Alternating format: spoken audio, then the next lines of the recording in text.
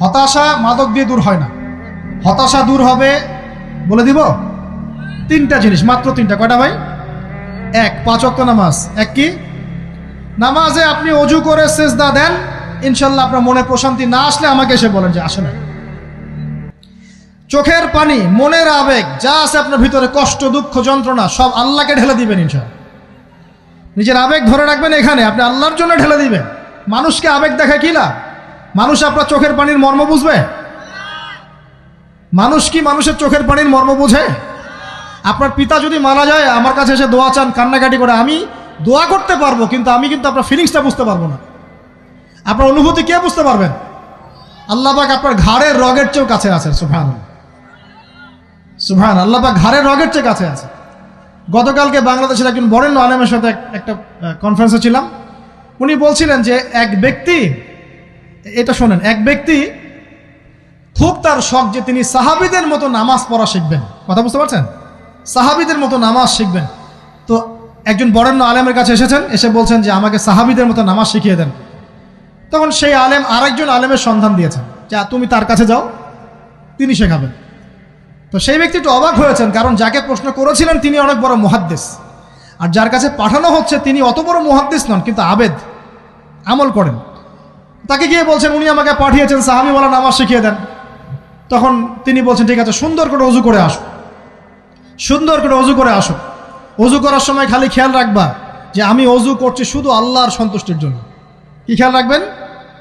অজু করছি শুধু আল্লাহকে রাজি খুশি করার জন্য অজু করছে, আর কোনো উদ্দেশ্য নাই আমার। অজু করতে যাচ্ছে, তিনি আবার বলছেন দাঁড়াও, শুধু আল্লাহকে রাজি খুশি করার জন্য অজু করো। আবার শুরু করছেন, আবার বলছেন শোনো, শুধু আল্লাহকে রাজি খুশি করার জন্য অজু করো। এভাবে বলতেই আছেন। নামাজে দাঁড়িয়েছেন, দাঁড়ানোর আগে বলছেন শোনো, শুধু আল্লাহকে রাজি খুশি করার জন্য নামাজ পড়ো। বলতেই আছেন। এক পর্যায়ে সে ব্যক্তি নামাজ শুরু করলো, নামাজে মনোযোগ এদিক ওদিকে যায়, আর তার মাথায় এটা আসে, এই শুধু আল্লাহকে রাজি খুশি করার জন্য আমাকে নামাজ পড়তে হবে, শুধু আল্লাহকে রাজি খুশি করার জন্য নামাজ পড়তে হবে।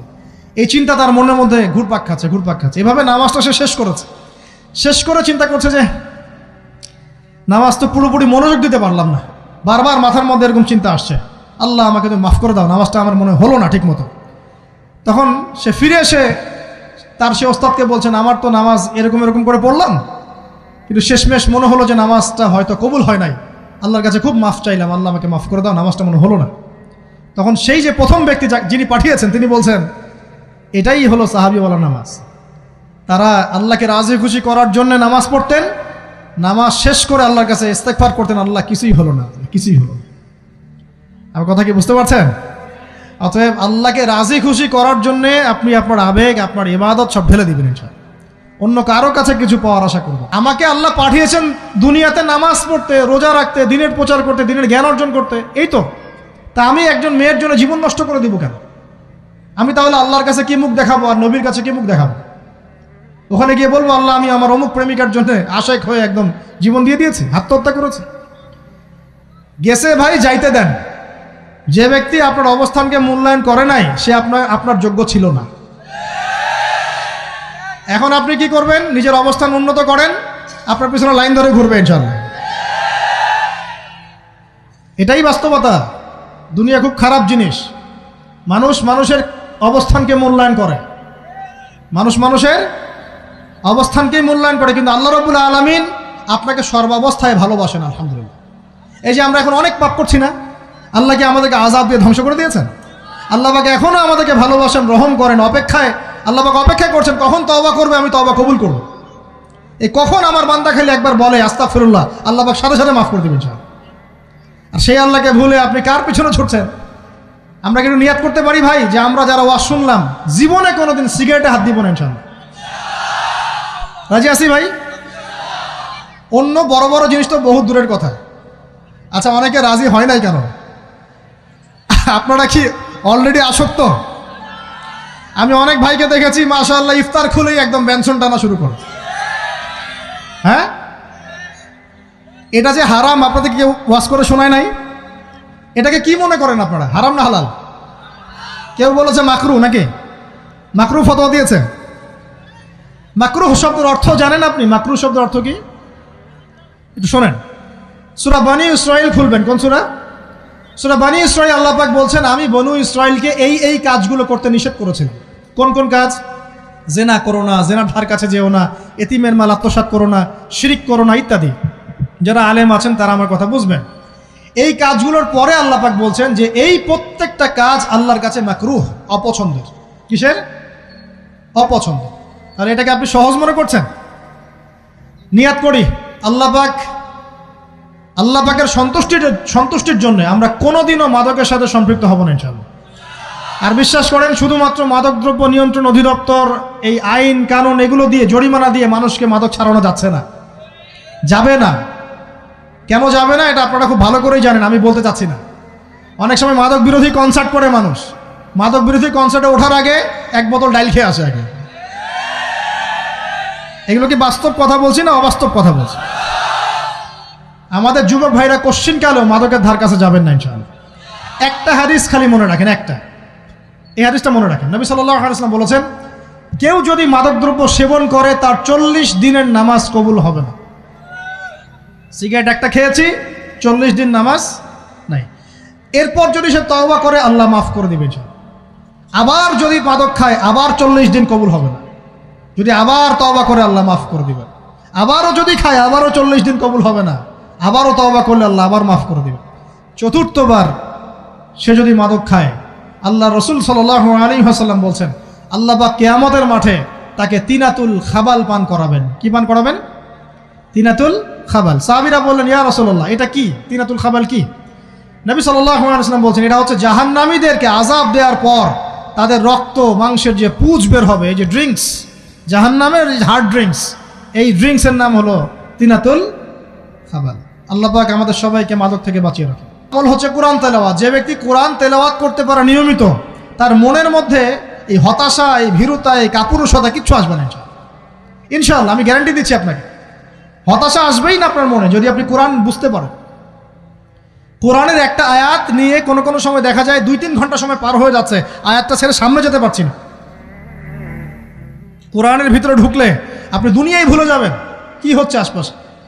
আমি এমন অনেক আলেমকে দেখেছি যে একটা বই, পাতলা একটা বই, আরবি বই নিয়ে পড়া শুরু করেছেন, ওই যে ফজরের পরে জোহরের ওয়াক্ত হয়ে যাচ্ছে, বইটাই শেষ করতে পারেননি। বুঝতে পারবেন না, যখন আপনি ইলমের ভিতরে ঢুকে যাবেন, কোরআনের ভিতরে, হাদিসের ভিতরে, আপনার দুনিয়ার খেয়ালই নাই।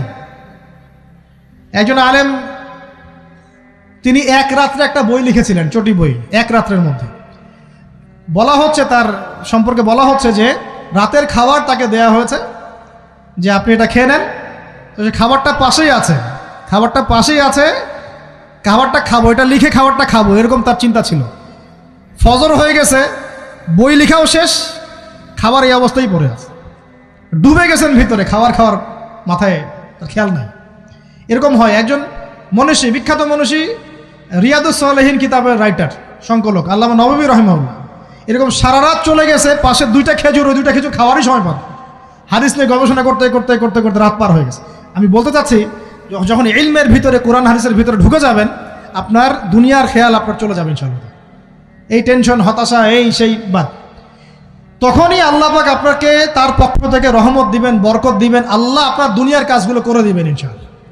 তখন দেখবেন কেউ আপনার দুনিয়ার ওই কাজটা করে দিয়েছে, কেউ ওই কাজটা করে দিয়েছে, কেউ বাসায় খাবার পাঠিয়ে দিয়েছে, আল্লাহ পাকই এগুলো করাই দিবেন ইনশাআল্লাহ। তো প্রিয় ভাইরা, মাদকে যাব না আল্লাহর কাছে আসবো? 2 নাম্বার কোরআন তেলাওয়াত, 3 নাম্বার আল্লাহর জিকির। 3 নাম্বার কি ভাই? আল্লাহর জিকির। চলতে ফিরতে সব সময় মুখ চলতে থাকবে, মুখ না চললেও মনে মনে মন তাজা থাকবে, মনে মনে জিকির হতে থাকবে। মনে মনে জিকির করতে পারেন? মুখ নড়বে না, কিন্তু মনে মনে আপনার একটা জিকির হতে থাকবে, সুবহানাল্লাহ বা আলহামদুলিল্লাহ, লা ইলাহা ইল্লাল্লাহ, আল্লাহু আকবার। পারা যাবে? পারে। মানুষের মন কখনো চুপ করে থাকে না, কিন্তু মানুষের মন অলওয়েজ কিছু না কিছু চিন্তা করতে থাকে না, যতক্ষণ না ঘুমায় মানুষ। তো প্রিয় ভাইরা, বেশি বেশি জিকির করবো, সুবহানাল্লাহ, আলহামদুলিল্লাহ, লা ইলাহা ইল্লাল্লাহ, আল্লাহু আকবার, লা হাওলা ওয়ালা কুওয়াতা ইল্লা বিল্লাহ, এগুলো চলতে থাকবে। আল্লাহ পাক তৌফিক দান করুন, আমিন। আমরা আমাদের সমাজে যুবকদেরকে এরকম টিকটকে দেখছি, অনলাইনে আসক্ত দেখছি, জেনায় আসক্ত দেখছি, পর্নোগ্রাফিতে আসক্ত দেখছি। আমরা দেখছি আমাদের যুব সমাজকে মাদকে আসক্ত, কিশোর গ্যাংয়ে আসক্ত। এইগুলো কি আমাদের কাম্য ছিল ভাই? আমাদের কাম্য ছিল? এই অবস্থায় কি যুব সমাজ আল্লাহ পাকের দ্বীনের পতাকা হাতে নিয়ে আল্লাহর জমিনে দিন কায়েম করতে পারবে কি না একটু আমাকে উত্তর দেন দেখি। এখন এই অবস্থায় পারবে? অতএব অবস্থার উন্নতি করতে হবে কিনা? উন্নতির জন্য রাজি আছি কিনা ইনশাআল্লাহ? আমরা চাই কি আল্লাহ পাকের দিনটা আল্লাহর জমিনে প্রতিষ্ঠা লাভ করুক, আল্লাহর দিন সবার ঘরে ঘরে পৌঁছে যাক, আল্লাহ পাকের দিনের যে সৌন্দর্য সবাই সেটাই, এই সৌরভটা সবাই পাক। আমরা চাই কি না? সমাজে শান্তি প্রতিষ্ঠা হোক, আবার সেই রাসূলের মতো যুগ চলে আসুক, আমরা চাই কি না? অতএব আমাদের সবাইকে যৌবনের এই প্রলোভনগুলো থেকে বেরিয়ে এসে আল্লাহ পাকের ইবাদতে আত্মনিয়োগ করতে হবে। আল্লাহ পাক আমাদের সবাইকে তৌফিক দান করুন, বলি আমিন। আমাদের সবাইকে আল্লাহ রাব্বুল আলামিন কুরআন এবং হাদিসের গভীর জ্ঞান অর্জন করার তৌফিক দান করুন, বেশি থেকে বেশি ইবাদত করার তৌফিক দান করুন। আল্লাহ পাক সবাইকে হারাম সমস্ত রিজিক থেকে বাঁচিয়ে রাখুন, জেনা, ব্যভিচার এবং নারীর ফিতনা, মাদক থেকে আল্লাহ বাঁচিয়ে রাখুন। আল্লাহ পাক আমাদের সবাইকে হালাল রিজিক, হালাল সম্পর্ক যথেষ্ট করে দিন। আল্লাহ পাক আমাদের সবাইকে যেন দিনের দাওয়াতের মেহনত করার তৌফিক দান করেন এবং আলেম ওলামার সাথে পরামর্শ করে দিন শেখার এবং বোঝার তৌফিক দান করেন। যুবতী দিনী বোনদের জন্য, এখানে বোনরা আছেন না? আছেন কি না? দিনী বোনরা আছেন? একটা নসিহত দিনী বোনদের জন্য আমি একটা নসিহত করতে চাচ্ছি, একটা নসিহত। আমার এই একটা নসিহত একটু মন দিয়ে শুনুন প্রিয় দিনী বোন। রাসূলুল্লাহ সাল্লাল্লাহু আলাইহি ওয়াসাল্লাম আমাদের দিনী বোনদের জন্য জান্নাতে যাওয়ার একটা ফর্মুলা বলে দিয়েছেন। আমি কি বলবো সেটা? আচ্ছা, রাসূলুল্লাহ সাল্লাল্লাহু আলাইহি ওয়াসাল্লাম বলেছেন আমাদের দিনী বোনেরা, আমাদের মায়েরা, এই নারী জাতি মাত্র 4টা কাজ করলে জান্নাতের যে কোনো দরজা দিয়ে ইচ্ছা প্রবেশ করতে পারবেন। খুশি হন নাই? কয়টা কাজ? মাত্র 4টা। এক, যদি আমাদের দিনী বোনেরা 5 ওয়াক্ত নামাজটা ওয়াক্ত মতো পড়ে, আল্লাহ পাক তৌফিক দান করুন, বলি আমিন। 2 নাম্বার, যদি তারা রমাদান মাসের রোজাটাকে ঠিক মতো আদায় করতে পারে।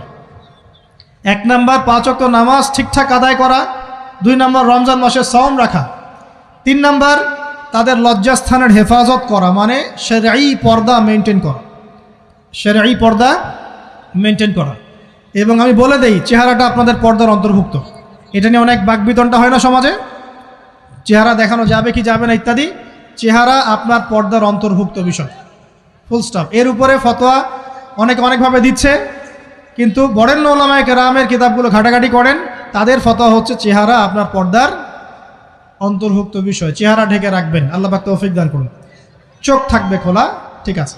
4 নাম্বার, স্বামীর আনুগত্য করতে হবে। স্বামীর আনুগত্য, এই যে আনুগত্য শব্দ শুনলেই মানুষের একটা মানে নেগেটিভ ধারণা তৈরি হতে পারে। স্বামীর আনুগত্য মানে কি আমি তার দাসত্ব করব? আনুগত্য মানে, প্রিয় দিনী বোন, আনুগত্য মানে দাসত্ব নয়। আনুগত্য মানে কোরআন সুন্নাহর যে বিধানগুলো আপনার স্বামী আপনাকে পালন করতে বলবে, আপনি সেগুলো করবেন, আপনি করতে বাধ্য। কিন্তু স্বামী যদি কোরআন সুন্নাহর বাইরে কিছু করতে বলে, সেটা মানতে আপনি বাধ্য নন। স্বামী যদি আপনাকে বলে যে সুদ খাও, এই যে সুদী এনজিওতে আসো, নাম লেখাও। স্বামী যদি আপনাকে বলে যে আসো বেপর্দায় বাইরে যাই, সাজুগুজু করে বের হও, চলো ঘুরে আসে বেপর্দায়। স্বামী যদি বলে দেবরকে একটু খাবারটা দিয়ে আসো, আমার অফিসের কলিগ আসছে, খাবার পরিবেশন করো, আসো ডাইনিংয়ে আসো। এই যে হারাম কাজ, বেপর্দার আদেশ করছে, সুদের আদেশ করছে, আপনি সেগুলো পালন করবেন না। কিন্তু হালাল বৈধ যে কোনো বিষয় আপনি স্বামীর আনুগত্য করবেন, এটা আপনার উপর ফরজ। এই 4টা কাজ যদি আপনি করতে পারেন, জান্নাতের যে কোনো দরজা দিয়ে ইচ্ছা আপনি প্রবেশ করতে পারবেন ইনশাআল্লাহ। আল্লাহ পাক আমাদের দিনী বোনদেরকে এই 4টা কাজ করার তৌফিক দান করুন। আমাদের সবাইকে আল্লাহ পাক জান্নাতের জন্য কবুল করুন, বলি আমিন।